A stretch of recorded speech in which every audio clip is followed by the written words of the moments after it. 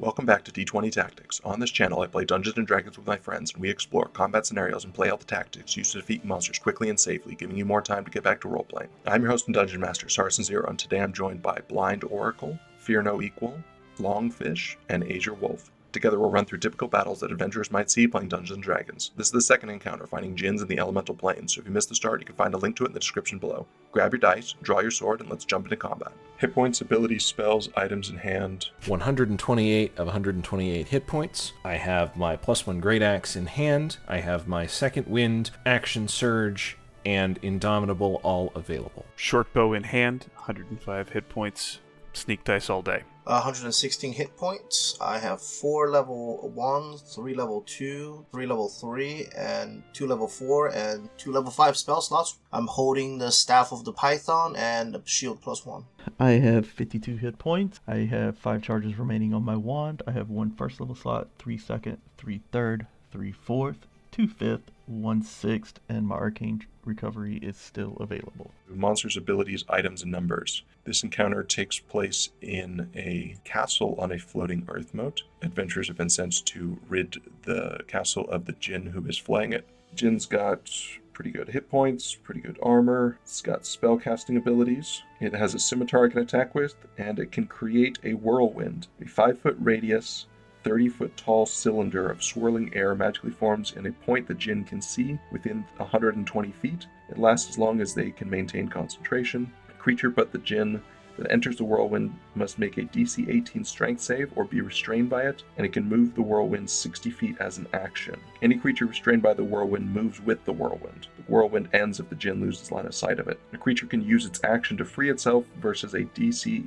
18 check. If you succeed, you are no longer restrained, and you can move to the nearest space outside the whirlwind. After that, we go to terrain and effects. So there's a little bit of impassable terrain, there's a little bit of difficult terrain. The rocks outside the earth moat are very steep, so they are difficult terrain. You have to move carefully over them, else you would fall. The red terrain is dropping onto the ground. It's 300 feet down, so it's 20 d6 of falling. Then you are also 300 feet down, so you probably don't want to get knocked out of the encounter, unless you can fly, and some of you have been known to do that.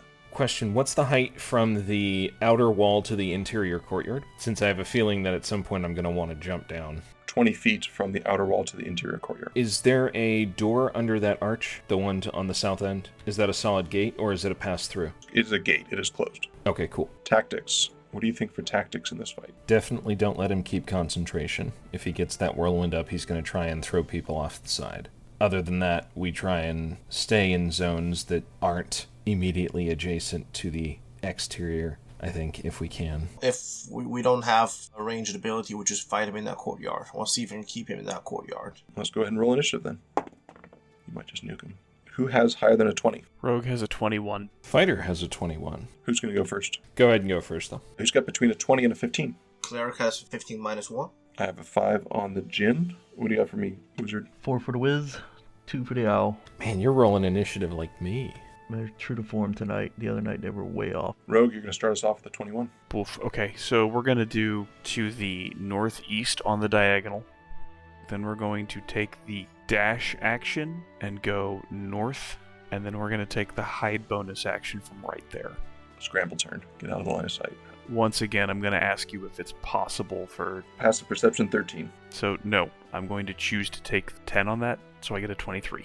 And then after that, we're going to go to Fighter. I'm going to head straight east, and I think one of those is difficult terrain. Technically, no. Also, you can jump it, I think. I'm going to just keep on going, dash, and drop to the courtyard level. I believe I'm taking 2d6 damage. Take 7 on the way down. You concentrating, I think? I am not. LongFish. Do I have line of sight of that guy? You do not. There's a house in the way. You can get a portion of him there. You have a cover, but you might not care about that. Yeah, I'll go to that corner then. 3rd level, Guiding Bolt, 22 to hit. Hits. For 24 damage. The next person attacking it has an advantage.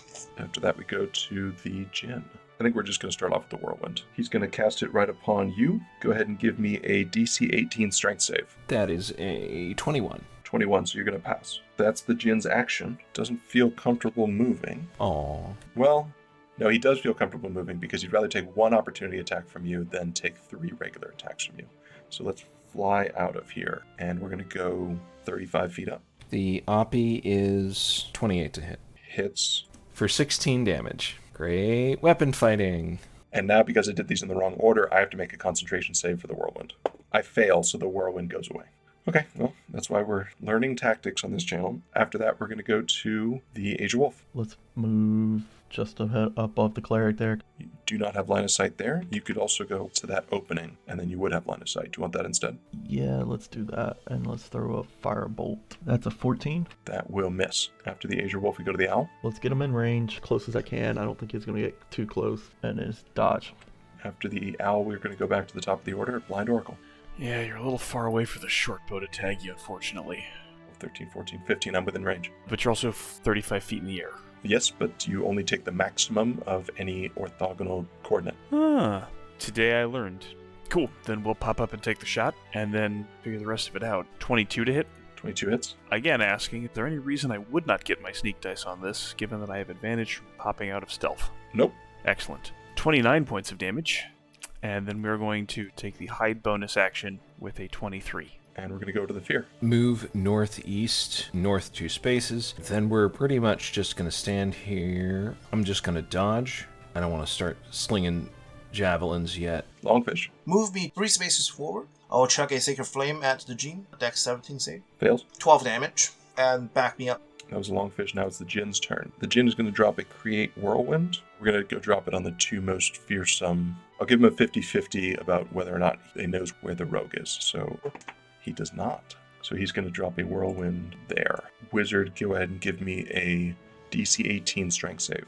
That's going to be a big old 6. That gets it, right? It does, and you've embraced the Whirlwind. You are currently restrained by it. Fun. That's the Djinn's action, and I don't see the need to move, so we're going to go to the AzureWolf. You're restrained, so all the regular things that happen on restrained. As an action, you can take a DC 18 strength check to break out of the whirlwind. Yeah, I don't think that's going to happen, but let's throw a magic missile downrange. Because that doesn't matter about being restrained. Tell me about it. Let's do a level 1. That is a 2 on the die.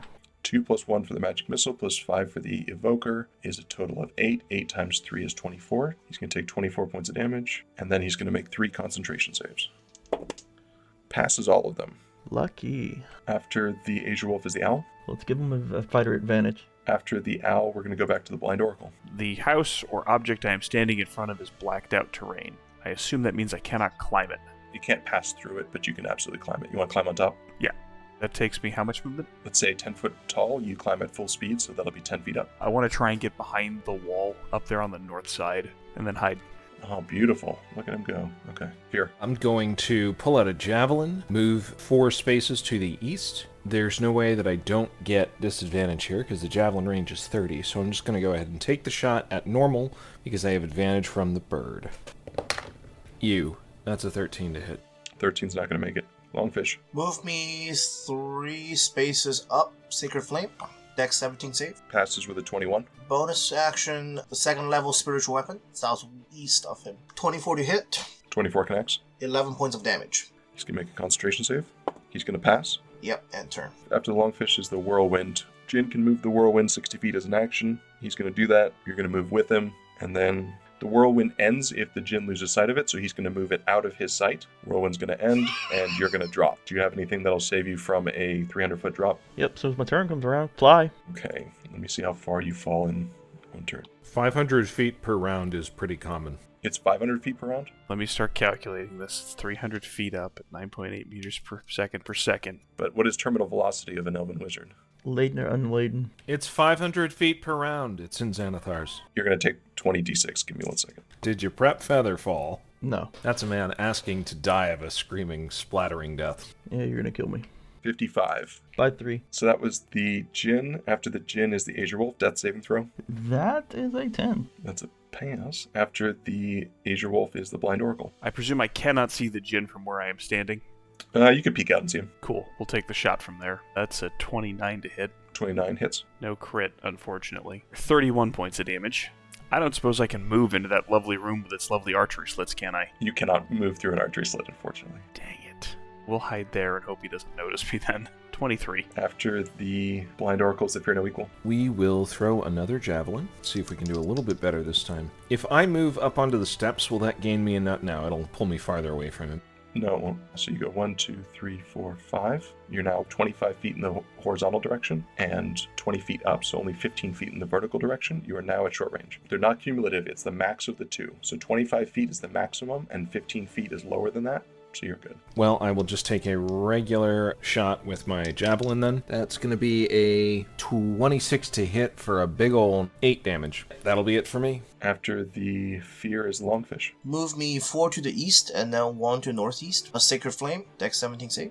I think I'm going to fail that one. Yep, failed it with a 12. 17 damage. 17's lethal. Djinn drops. Speaking of dropping, do you have anything else you're going to do on your turn? No, none of my spells can reach 300 feet.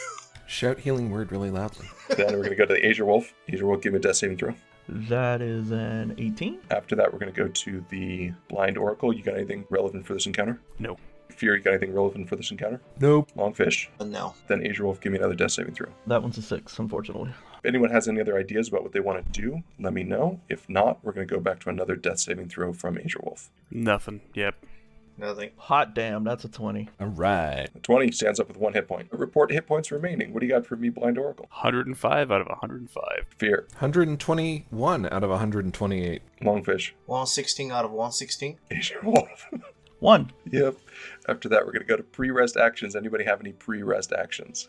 I'll use the Pearl of Power to get my 3rd level spell slot back. Sounds good. And I will use Wand Channel Divinity to restore up to 55 HP. So however many points will restore the wizard up to half, which I think is like 46. And you're at 1, so you're going to pick up 45 hit points. Sounds good. Does anybody wish to spend any hit dice on short rest? Yes, spending 1 hit die. 7 total HP. I'm kind of surprised that nobody wanted to jump screaming after him. You're looking at an average of 70 hit points on the drop, which all of you can survive. Look, now he's the skydiving wizard. Yeah, but if you had died, you had a potion in your pocket, you would have felt bad. I think you're assuming a lot about how it have felt. Spend 7. Recover 45. The second Djinn has been vanquished, and the adventurers have to move on to the next plane. To do so, they're going to enlist the help of a flying ship, and so the next encounter will take place there. 2 encounters down, 4 more to go before the long rest.